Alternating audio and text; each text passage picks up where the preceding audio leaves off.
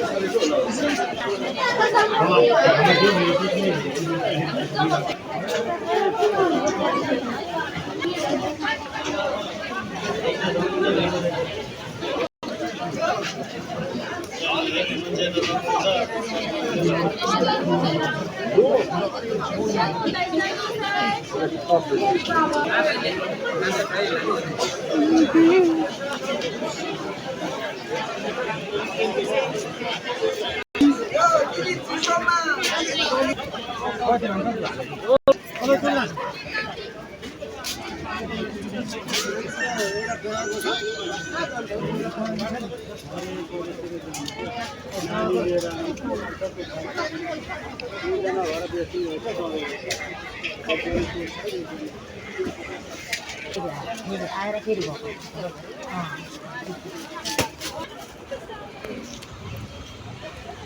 साथीहरू म चाहिँ बजारबाट फर्किसकेँ। मेरो चाहिँ किनमेल सकेर नै फर्केँ साथीहरू। अब फेरि रुममा पुगेर फेरि खाना खाएर फेरि पनि अफिस जानुपर्ने हुन्छ।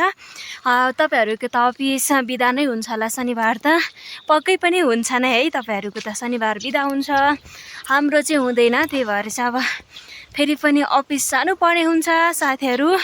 ल आजलाई चाहिँ बाई बाई साथीहरू।